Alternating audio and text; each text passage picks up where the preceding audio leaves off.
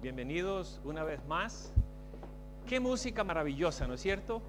Hace un par de días cantó un coro que le titularon, me pareció que le llamaron el coro de cámara. Fue así, ¿no es cierto? Y yo no sé mucho de música, ya compartí con ustedes mi experiencia terrible relacionada a la música, pero yo me imagino que es un coro de cámara, un coro que merece que le tomen una fotografía. Pero al mirar estos coros, yo creo que todos son coros de cámara. ¿No piensan ustedes? Maravillosos, maravillosos. Y el que cantó, el de los jovencitos, habló algo de un corazón nuevo. Queremos transformar un corazón nuevo. Todos necesitamos un corazón nuevo. Fíjense que alguien me preguntó ayer que por qué no subía a la plataforma. Pero cuando yo era joven, estuve en una plataforma quizá un poquito más alta que esa y perdí el equilibrio y me torcí un tobillo en media presentación. Y a la edad mía, si me caigo, va a ser más que un tobillo, va a ser el cuello o la columna. Así que para no correr ningún tipo de riesgo, no me estoy subiendo a la plataforma. Pero no crean que es porque quiero quebrar el molde o porque deseo ser diferente. Por curiosidad, ¿cuántos visitantes tenemos acá? Estamos hablando de miembros que no son miembros de iglesia. Quiero ver las manos. 1, 2, 3, 4, 5, 6, 7, 8, 9. Hay como 9, 10 personas. Bienvenidos, bienvenidos. En esta noche vamos a hablar acerca del sufrimiento como una correccional. Y entonces lo que hice yo esta tarde es que fui a la Real Academia Española. Fui a la Real Academia Española. Ustedes miran eso que dice RAE. RAE es en mi criterio es el mejor diccionario que existe de la Real Academia Española, y ustedes lo pueden, los que tienen acceso al internet, lo pueden accesar gratuitamente. www.rae.es.España, bien sencillo, así que yo lo consulto todo el tiempo. Yo tengo ya más de 40 años viviendo en los Estados Unidos y me ocurre un fenómeno que se titula inglés no aprendiendo y español olvidando. Ya pronto, yo calculo unos pocos años más, me voy a quedar mudo. Pero noten cómo lo definen. Es el establecimiento penitenciario destinado al cumplimiento de las penas de prisión y de presidio correccional. Es para corregir, para enmendar, para arreglar, para pulir anomalías, problemas que tengan las personas.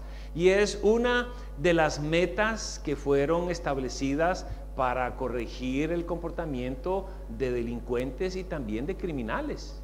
Y eso es justamente lo que hace el sufrimiento. El sufrimiento tiene esa facultad. Ustedes van a observar, por ejemplo, en los músculos, cuando usted sobreejercita un músculo,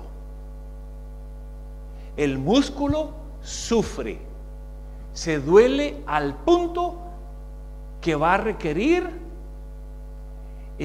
cuidado, y es algo interesante, es para recuperarse, para corregir, para que nosotros corrijamos ciertos movimientos o ciertas biomecánicas que están afectando nuestro cuerpo. Y lo que ocurre es que cuando un músculo sufre y está dolorido, entonces los otros tienen que compensar. Y en el sufrimiento, nosotros como amigos, como miembros de la familia de Dios, y eso es lo que tratamos de hacer en nuestra iglesia, tratamos de consolarnos los unos a los otros cuando estamos caídos. Culturalmente hay familias que son muy unidas, por ejemplo, o culturas. Yo he encontrado, viviendo en los Estados Unidos por tantos años, que por ejemplo los filipinos son muy unidos, los orientales viven juntos, se protegen juntos, se ayudan juntos y progresan juntos. Qué maravilloso es eso. Así que es el tema, el propósito de esta noche, presentar el sufrimiento como una correccional, como algo que nos ayude para que nosotros podamos corregir comportamientos equivocados y para que podamos mejorar nuestro carácter. El sufrimiento, perdón, déjame leer, aquí ha ocurrido algo, no sé, el sufrimiento correccional, bueno, ya lo presenté Este instrumento que ustedes ven acá, es un instrumento antiguo que todavía se usa en ciertos lugares del Medio Oriente. Se llama el tribulum. El tribulum, acá está. Y es un instrumento que se usa para separar el trigo del afrecho. El tribulum. ¿Y sabían ustedes que de ahí viene la palabra tribulación? Y el sufrimiento, la tribulación y el dolor nos van a ayudar o tienen el propósito separar, que nos alejemos de aquellas acciones, de aquellas sociedades, de aquellas prácticas que están minando o afectando nuestra vida, nuestra salud, nuestras relaciones sociales, nuestra mente y también nuestro corazón. ¿Cuáles son algunas de las cosas que el sufrimiento, el tribulum, las pruebas y el dolor corrigen? Una de ellas es las impurezas de carácter. Y el Señor, con el bisturí del amor, Él tiene la habilidad de extirpar todas aquellas cosas feas que afean nuestro carácter y removerlas. Y ese bisturí se llama sufrimiento. Volveré mi mano contra ti y limpiaré hasta lo más puro tus escorias y quitaré todas tus impurezas. Eso lo dice Isaías, el gran profeta Isaías. Isaías vivió más o menos en el año 750 antes de Jesús, pero noten lo que dice: quitaré toda tu impureza, limpia las impurezas. ¿Hay alguien puro? Si yo les hiciera la siguiente pregunta: si Jesús viniera en este momento, te encontraría limpio, sin pecado. Hubo una época que estuvimos en México, yo estaba estudiando teología y hicimos un programa de evangelismo bien agresivo y tocábamos puertas, personas que nunca habíamos visto, y a boca de jarro le preguntábamos: mire, si Jesús viniera mañana, ¿le encontraría a usted sin pecado? Y visitábamos docenas de hogares, y hubo un par de hogares en que apareció una dama. Yo recuerdo uno en particular, y me dice: sí, dice, a mí me encontraría sin pecado. ¿Seguro? ¿Sin nada de pecado? ¿Ni siquiera una mentirita pequeña? Bueno, dice, una mentirita, ¿comprenden? Así que ese es uno de los objetivos. Dios, el Señor, quiere remover, quitar nuestras impurezas. William Clough decía que el dolor no es solo un ángel con su espada desenvainada, sino también un profeta cuya voz no debe ignorarse. Cuando hay dolor, y el dolor no es causado por nosotros, viene de otros agentes. Pero si el dolor es causado por nosotros, hay algo que nosotros debiéramos hacer para eliminarlo, para erradicarlo, para que no continúe haciéndonos daño. Hemos hablado de Job, y Job probablemente se pudiera hablar, hay libros, hay tesis enteras que se han escrito acerca del libro de Job. Un amigo mío, Lael César, que fue profesor en Andrews, ahora está de editor de una revista que se llama Review and Herald. Lael César, él escribió su tesis doctoral acerca del sufrimiento de Job. Y es maravilloso la transformación, la experiencia de este individuo. Pero allí se presenta el asunto de la purificación una vez. He aquí te he purificado, y no como a plata te he escogido en horno de aflicción. Esta purificación fue el resultado del horno de la aflicción. Sufrir para corregir. para corregir problemas, para corregir, pulir nuestro carácter. Y esta idea del fuego también se presenta en otro lugar en el libro de Job. Ahora, el sufrimiento también se presenta como purificador. Y el punto número 1 es que el sufrimiento corrige. ¿Qué corrige? Impurezas. Y noten que en el contexto de impurezas se presenta el trabajo de Dios como un detergente, el sufrimiento como detergente. ¿Quién podrá estar en pie cuando se manifieste?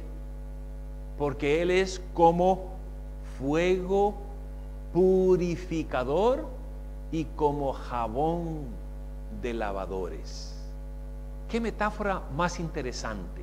Jabón. Yo siempre viajo con jabón y llevo un frasquito pequeñito de jabón en todos los aeropuertos, excepto en un aeropuerto en un país de Interamérica me hicieron tirar el jabón, pero yo lo uso para especialmente cuando uno viaja por una semana y no tener que cargar con muchas maletas, pues hay algo que se utiliza. Pero el jabón tiene la virtud de limpiar,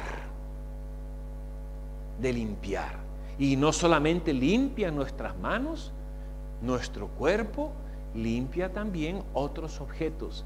Y acá el Señor presenta que cuando Él venga seremos purificados con fuego, y también dice jabón como jabón de limpiadores, de lavadores, limpiará a los hijos y los afinará. Una vez más, el sufrimiento como una correccional.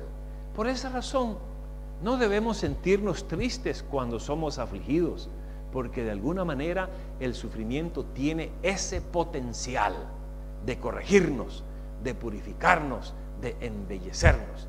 Además, corrige desobediencia comunal. Noten, y te afligió y te hizo tener hambre. Está hablando ahora de un pueblo, no solo de un individuo.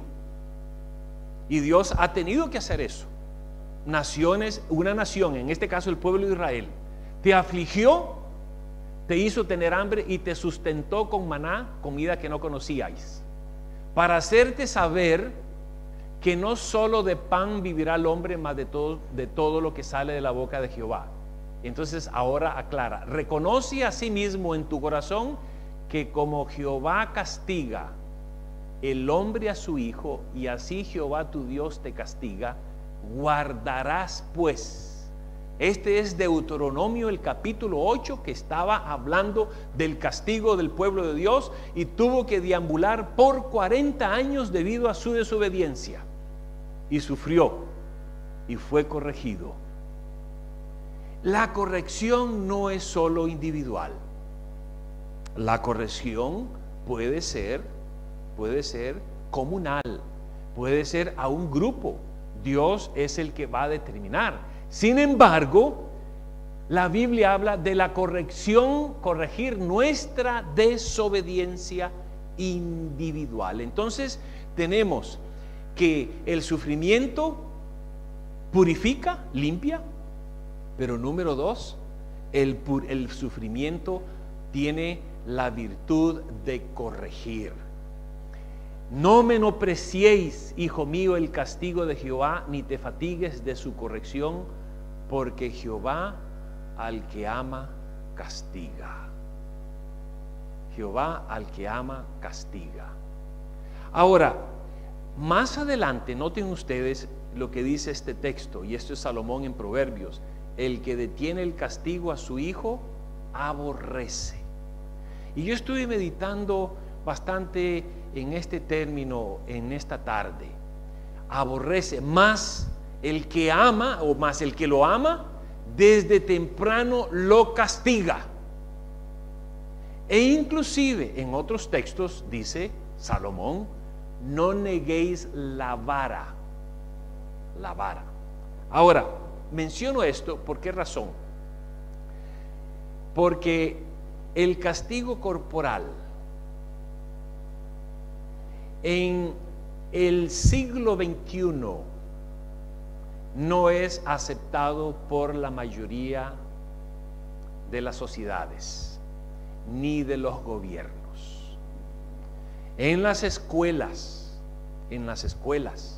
públicas hay personas, trabajadores sociales, que observan que si un niño, una niña llega a la escuela con un moretón y se dan cuenta que fue causado por los padres, o no importa qué persona, esa persona puede ir a la cárcel. E inclusive los padres pueden perder a los niños. Por esa razón, yo decidí que en esta noche iba a hacer esa aclaración. Hay otras formas de disciplinar a las personas. Y la forma como se disciplina es quitándoles a aquellos que probablemente a ellos les gusta. Que no sea algo primordial o necesario para su bienestar físico, emocional o mental, pero que sea algo que les vaya a doler. Por ejemplo, cuando los chicos míos eran más pequeños, y a mi hijo, algo que le dolía a mi hijo es el dinero, cuando tenía que pagar una multa por no hacer ciertas cosas. Sí, son 2 hijos, estudiaban, así que tenían muy pocas responsabilidades. Mi hijo, una de las responsabilidades, y es todavía, porque todavía vive con nosotros, es sacar la basura el día miércoles de noche, porque el jueves por la mañana es un recipiente grande con 2 ruedas y hay que empujarlo a la calle, de ponerlo de cierta manera para que venga el camión que recoge, el camión sanitario, no sé cómo le llaman, para que lo recojan y lo lleven. Y ocasionalmente se le olvida. Entonces, para llamar de nuevo a la compañía nos cobran $20 y yo le cobro a él $20. Y le duele. Igual los $20 los recibe de nosotros, porque él no paga educación, pero es dinero que él de alguna manera ha recibido y ahora él lo tiene que aflojar. Y le duele. Una vez que se lo pedí, me dice: papi, toma, tú sabes que esto es esclavitud infantil, por esto te pueden meter a la cárcel. Me dijo una vez. Yo no sé si lo dijo por sentido de humor. Qué terrible sentido de humor. Pero él sabe, es una forma de disciplinar. En el caso de mi hija, era el teléfono.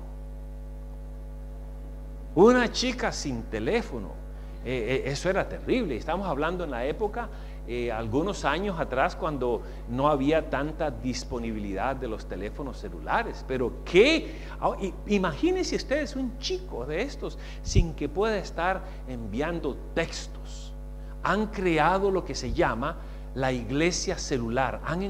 ¿Conocen ustedes? ¿Han escuchado de la iglesia celular? La iglesia celular es aquella iglesia cuando está predicando el sermón, el ministro, un sermón aburrido como los míos, entonces en medio del sermón están mandando textos. Esa es la iglesia celular. Ahora, quisiera mencionar lo siguiente: el evitar el castigo corporal no significa alejarse de la Biblia.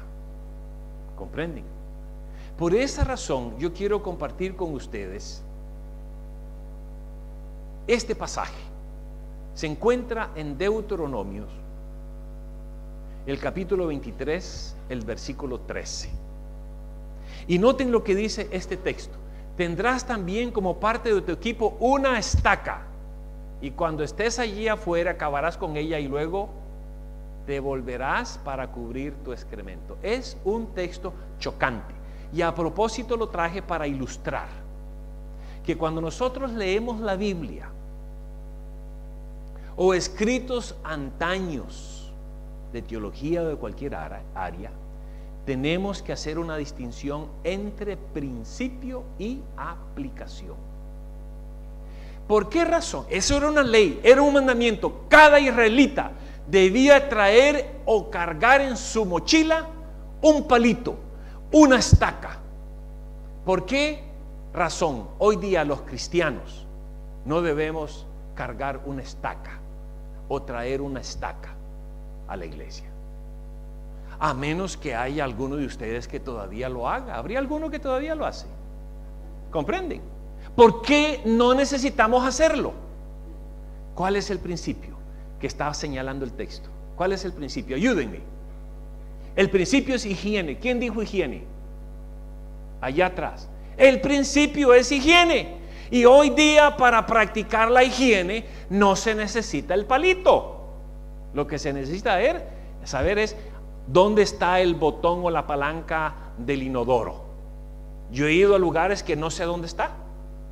Yo estuve una vez en un hotel en Italia y yo estaba con una vergüenza porque yo no quería llamar al mostrador para que me indicara dónde estaba el botón. Y dice, ¿qué pasa con este extranjero? Y entonces allá hay en unos, parece que está muy común, tienen un botón que dividido en dos, y entonces el chico nada más desagua medio tanque y el grande, o si le obturas los dos, se va toda el agua, todo el tanque. Y entonces yo no encontraba los botones. Algunos tienen una palanca con el pie, otros hay que pasar la mano, otros tienen un botón, y yo no encontraba. Y finalmente, cuando ya iba a llamar por teléfono, después de estar buscando por más de media hora, encontré que estaba así en la pared, pero era un botón largo, parecía la tapa de una olla. Pero eso es lo que hoy día necesitamos, ¿comprenden? Vivimos en el siglo XXI. Y la disciplina en el siglo XXI no necesariamente tiene que ser similar a la disciplina en los días de Salomón, 900 y pico de años antes de Jesús. Sin embargo, Dios nos disciplina de diferentes maneras para remover o pulir las aristas que afean nuestro carácter. Número 3, el sufrimiento también lo que hace, corrige la rebeldía. Yo puse ahí subyuga, pero debiera ser corrige la rebeldía. Este supuestamente es Pablo. Es una pintura muy linda. Yo ni recuerdo dónde conseguí esa pintura, pero se venden CDs donde están cuadros muy bonitos. Y este es San Pablo en camino a Damasco. Él iba a perseguir a los cristianos, los sacaba de la sinagoga, los maltrataba, los golpeaba. Y en esa ocasión se le apareció Jesús y le dijo: dura cosa te es dar coces contra el aguijón. ¿Conocen ustedes el aguijón? Por parte de mi madre, mi familia es campesina. Y yo creo que compartí hace algunos días esa experiencia. Son campesinos, paperos. Sembraban papas, ya no más, sembraban papas allá en las partes altas de la provincia de Cartago, en Costa Rica. Y cuando se traía la papa con bueyes, carretas con bueyes, mi tío usaba un aguijón. Era un palo con un aguijón, un metal con una púa, una aguja puntiaguda, y cuando uno se atrasaba tienen que andar en marcha. Entonces cuando ese estaba más adelante y este se retrasaba un poquito, le daba lo pinchaba en el lomo para que se moviera hasta que se emparejara, porque si no las ruedas se van de lado, el carro se va de lado. Y entonces Pablo, el Señor le dice a Jesús: dura cosa te es dar patadas al aguijón. Cuando nosotros ejercemos, demostramos un comportamiento que causa dolor a nosotros, a otros, es como que si le estuviéramos dando puntapiés a un aguijón. Es una figura interesante, pero noten lo que dice el salmista: castigaré con vara su rebelión y con azotes sus iniquidades. Una vez más, la razón es para subyugar nuestra rebeldía. Pablo fue rebelde al principio, lo mismo que fue Jonás.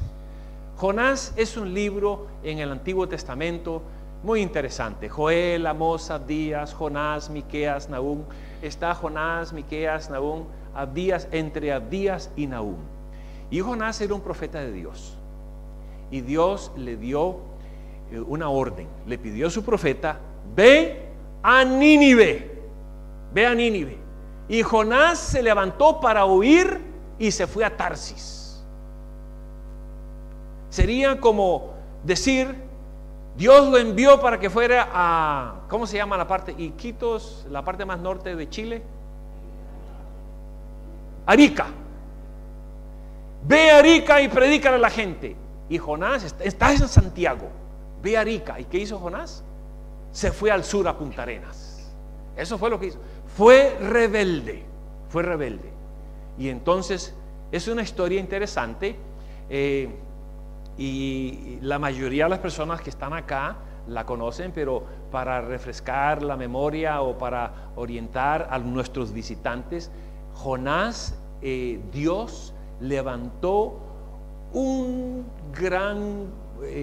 una gran marejada al punto que el barco, la embarcación se estaba anegando, y los tripulantes se dieron cuenta que el problema era con Jonás, y entonces lo echaron al agua, y había una gran ballena, un gran pez, no dice una gran ballena, uno asume que era un gran pez, y hay gente que no cree eso porque ustedes saben que las ballenas comen plancton, comen unos animales que son sumamente pequeños, no son microscópicos, pero son sumamente pequeños, y ellos tienen como una especie de filtros en sus bocas. Y sin embargo han habido casos, y en Alaska ocurrió un caso en que un pescador se cayó de la embarcación y lo encontraron.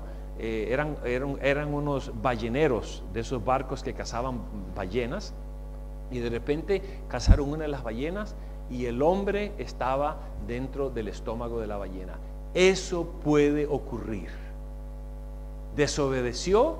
Ahora Jonás estaba angustiado, estaba sufriendo, y entonces el libro, que es un libro de pocos capítulos, déjame ver cuántos capítulos, 1, 2, 3, serían 4 o 5 capítulos lo más.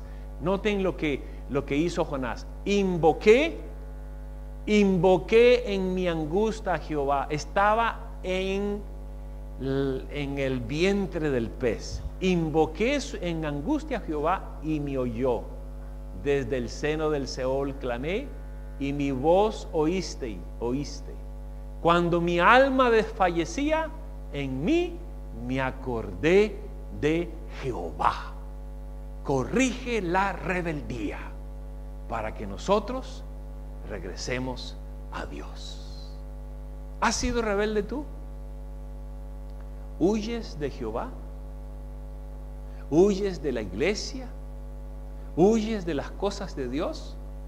Puede ser que llegue a ocurrir un momento en tu vida en que experimentes sufrimiento, y probablemente ese sea un llamado de Dios para que retornes al redil, o para que lo busques si nunca lo has hecho. Y fíjense ustedes los resultados del misionero corregido. Ahora, él regresó a Nínive, predicó, y entonces fíjense el efecto que tuvo. Levántate, le dijo una vez más. Le dio el mismo mandato. Cuando nosotros huimos de Dios y desobedecemos, Dios no nos va a dar un requisito o un llamamiento diferente. Va a ser el mismo, que obedezcamos lo que hemos desobedecido. Y levántate y ve a Nínive. Y se levantó Jonás y fue a Nínive. Lo repetí, a Nínive, conforme, me imagino, porque habrá sido muy importante. Lo más seguro es que estaba medio dormido cuando hice eso. Y dice, se levantó Jonás a Nínive conforme a la palabra de Jehová, y era Nínive una ciudad grande. ¿Y qué ocurrió? El resultado. Este es un cuadro de Jonás en Nínive, y la gente ahora está arrepentida. Comenzó Jonás a entrar por la ciudad y predicaba, y los hombres de Nínive creyeron a Dios y proclamaron ayuno y se vistieron de cilicio, desde el mayor hasta el menor. Qué experiencia más maravillosa. Bueno, hay gente que no cree que la historia de Jonás fue una historia histórica, una historia real. Hay gente que cree que es una alegoría, que es un cuento, una historia, algo ficticio. Sin embargo, en el Nuevo Testamento, Jesús la cita como una historia real. Jesús habla de Jonás como en los días de Jonás, como en los días de Jonás. Así que Jesús lo consideraba como un evento histórico. Y si Jesús lo consideraba como un evento histórico, yo no tengo problemas en aceptarlo como un evento histórico. Pero lo que me gusta de esto es que noten, y se vistieron de cilicio desde el mayor hasta el menor. Todos escucharon el mensaje. Bueno, esta semana el pastor Fuentes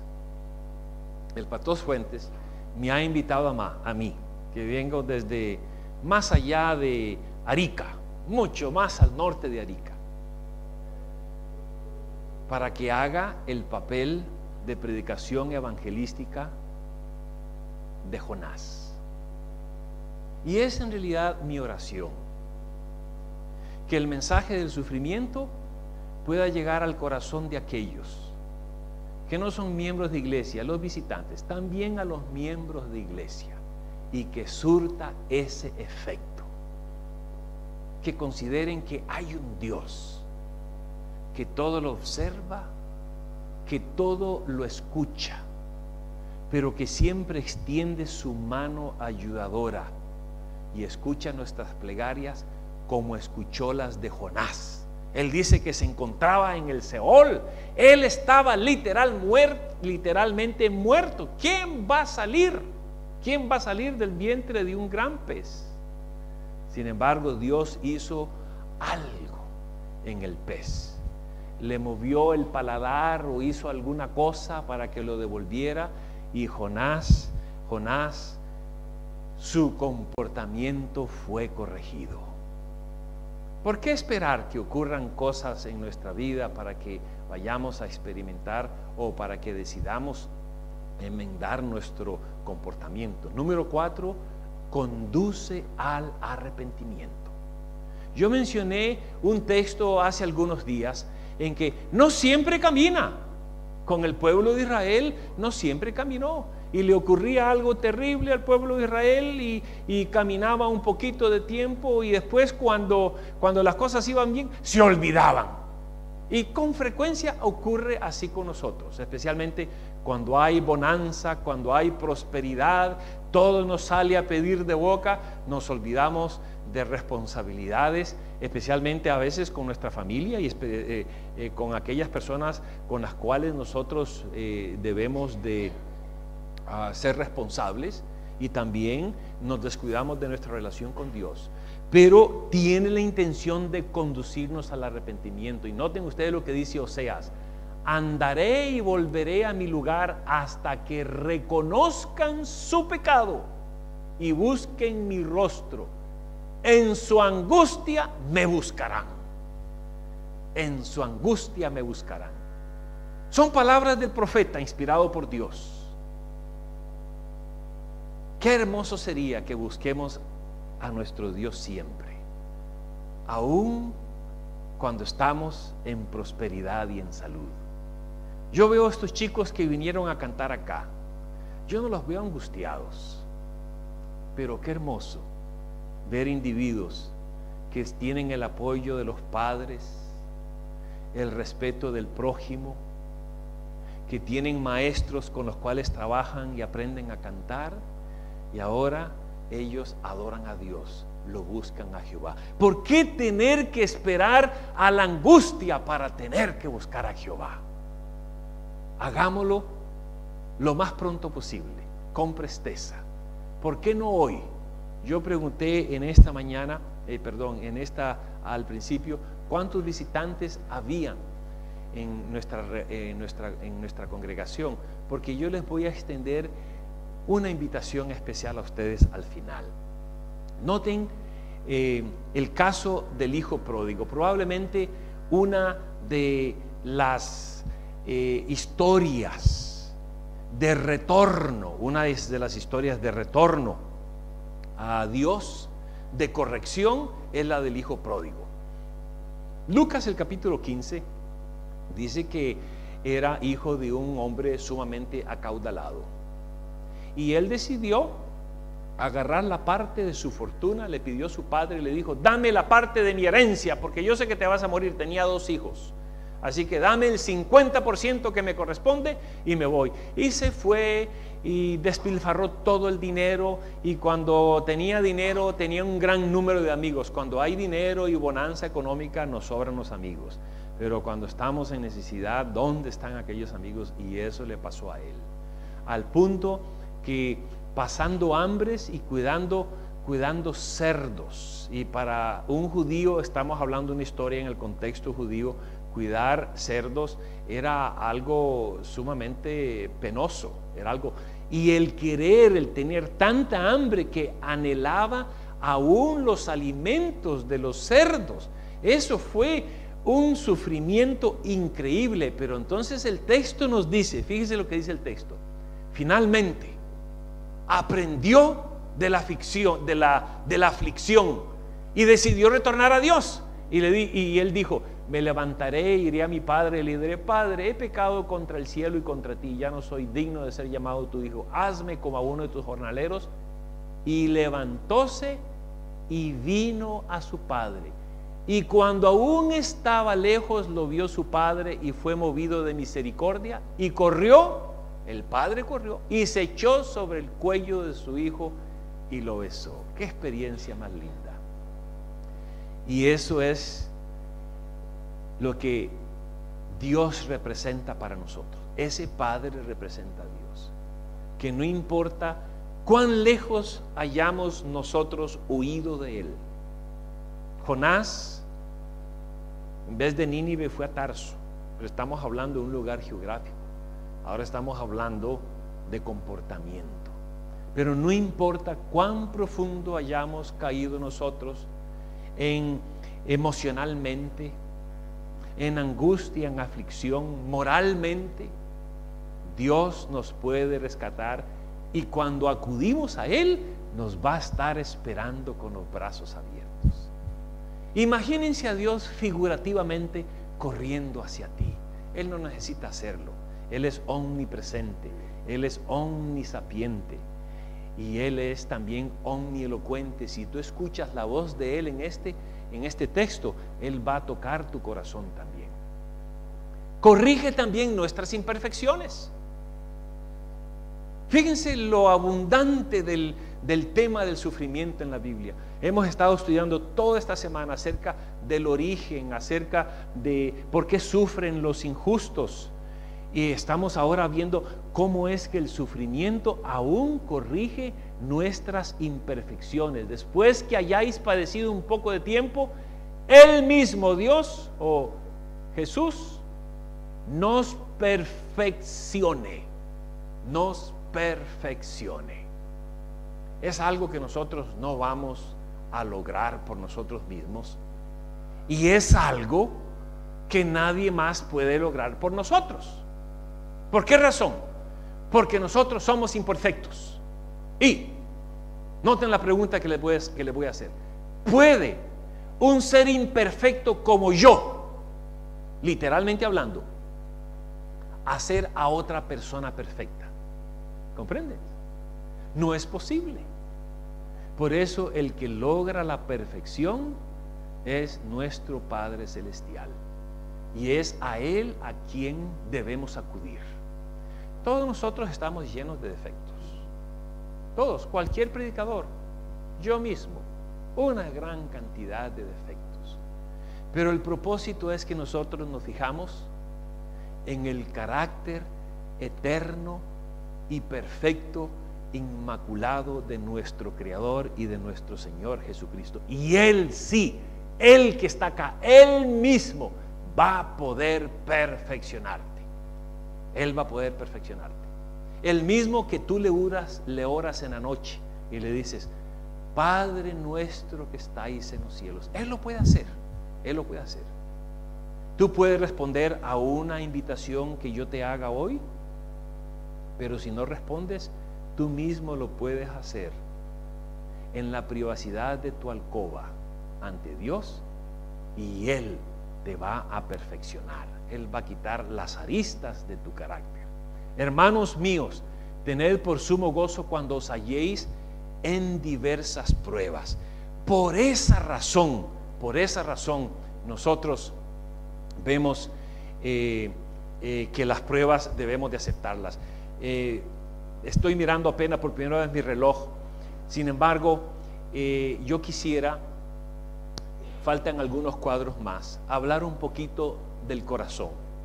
Una persona de ustedes, una persona visitante, no estoy seguro si está acá esa persona, yo conversé con ella brevemente, pero me preguntó acerca del corazón, porque yo mencioné algo el día de ayer, y el corazón en el contexto bíblico, especialmente cardia, el término cardia no representa el corazón humano, pero también nuestra mente.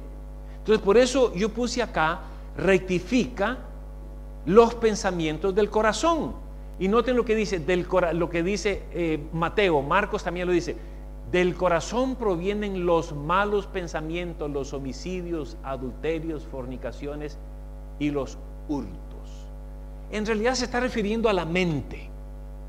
Pero en el Antiguo Testamento, en aquella época, el miembro, el órgano más conspicuo del ser humano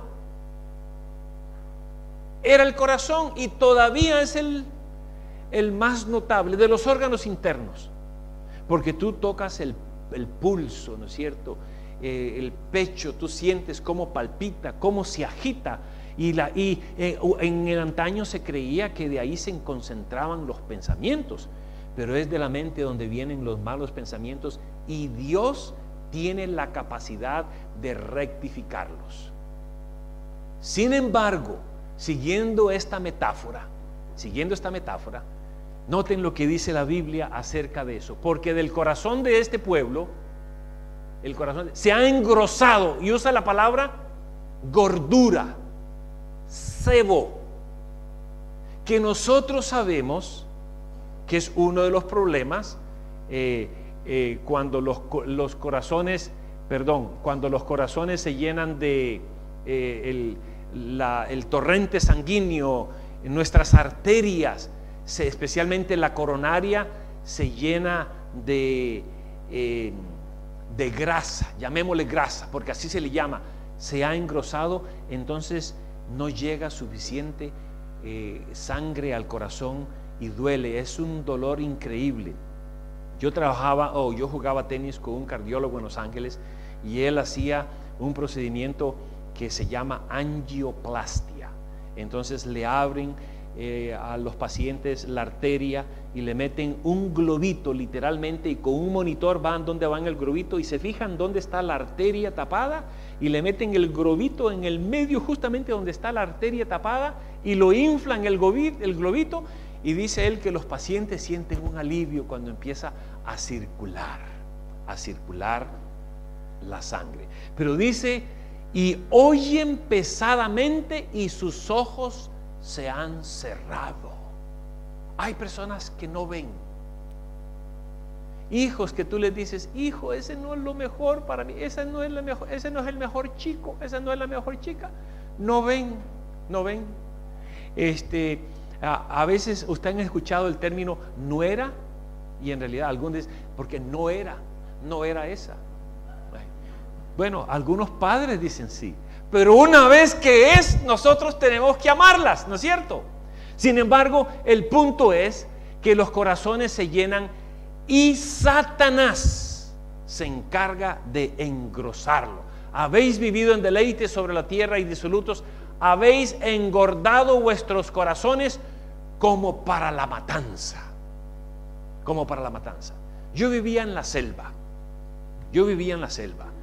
y en un lugar muy remoto, y cuando había un cumpleaños o una boda, don Rodrigo era el que trabajaba en el matadero, así le llamábamos el lugar donde mataban a los animales, y este hombre engordaba ovejas y engordaba pavos y los mataba, los engordaba para el matadero. Y mis amados, eso es lo que Satanás quiere hacer con nosotros: engrosar nuestros corazones, que es nuestra mente, con poluciones, con cosas nocivas, que nos aparten de Él. Y el resultado va a ser la muerte eterna cuando Jesús venga. Dios prueba los corazones. Y nos dice que el crisol, dice acá, fíjese lo que dice. Pero Jehová prueba los corazones a través de Proverbios. Dios muchas veces usa a seres humanos para probar los corazones. Y a veces pueden ser seres cercanos a nuestra familia. Pueden ser seres muy cercanos a nosotros, por los cuales sufrimos. Yo puse Sócrates porque Sócrates tuvo una experiencia muy interesante. Él no fue feliz en su matrimonio, pero escribió, él recomendó el matrimonio, dijo: cásate. Si tu cónyuge, tu compañero o compañera te sale bueno o buena, serás feliz. Si no, serás filósofo, te harás filósofo, lo cual conviene a todo hombre. Bueno, eso es lo que él decía. Pero a veces nosotros sufrimos por otras personas que nos hacen sufrir. Pero Dios examina nuestros corazones. Todo camino del hombre es recto en su propia opinión, pero Dios pesa los corazones. Y note lo que dice el siguiente texto: Dios conoce vuestros corazones, porque lo que los hombres tienen por sublime delante de Dios es abominación. Y a veces lo que nosotros pensamos, esto es lo correcto, estoy en el camino derecho, no es necesariamente el camino que Dios quiere. Sin embargo, debemos cuidar nuestro corazón sobre toda cosa. Guarda tu corazón, y lo hacemos guardando los dichos de Jehová. En mi corazón he guardado tus dichos para no pecar contra ti. Dios, mis amados, es el cardiólogo del alma, nuestra mente, y Él puede cambiar nuestro corazón. Y es más, Él prometió: os daré un corazón nuevo y pondré un espíritu nuevo dentro de vosotros, y quitaré de vuestra carne el corazón de piedra y os daré un corazón de carne. Él tiene el poder como el cardiólogo del alma de hacerlo, pero está en nuestras manos el querérselo dar para que Él lo cambie. Yo he estado en cirugías mayores. Y donde yo vivo, el doctor te da un documento que tú debes firmar, que por la anestesia, por algunas reacciones, hay posibilidades de que no despiertes. Y si no lo firmas, no te operan. Y yo he firmado eso varias veces, más veces de lo que ustedes imaginan. Podríamos haber un día y conversar, ¿cuántas? A ver, y yo creo que yo les voy a ganar. Pero noten lo que dice el Señor: dame, hijo mío, tu corazón, y fijen tus ojos por mis caminos. Yo pregunté al principio de esta reunión cuántos visitantes habían presentes. Yo vi como 9 manos que se levantaron, y yo quisiera dirigirme a ustedes. ¿No te gustaría darle tu corazón a Jesús para que lo cambie, para que lo corrija, para que lo fortalezca, para que lo embellezca? ¿Habría algún visitante en esta noche que quisiera darle el corazón a Jesús y lo quisiera expresar levantando su mano? Quisiera ver. Amén. Bendiciones. Quisieran ponerse en pie, por favor. Voy a orar por ustedes, los visitantes que quieren darle el corazón a Jesús. Amén. Y quisiera pedirle a los miembros de iglesia que quisieran renovar sus votos de consagración a Dios y reentregarle vuestro corazón para que lo mejore, para que te dé más fuerza cardíaca, espiritual, para vencer los problemas que enfrentamos en la vida. Los miembros de iglesia quisieran ponerse en pie, el resto de los hermanos. Amén. tengamos una oración. Dios bondadoso, una vez más acudimos ante tu santa presencia, porque sabemos que tus ojos están siempre atentos a nuestras reacciones y decisiones. Tú has visto las manos de estas personas que las han levantado, indicando que quieren entregarles su corazón a ti, para que como el cardiólogo del cielo, tú lo restaures. Cambia nuestros pensamientos, afínanos contigo, permite que podamos aprender más de ti, más de tus leyes, de tus conceptos, de manera que podamos evadir la aflicción, que experimentemos más gozo y que sobre todo cuando tú vengas en tu santa segunda venida, podamos ser transformados en un abrir y cerrar de ojos y poder ser arrebatados al cielo contigo, totalmente restaurados en un cuerpo nuevo, perfecto y eterno.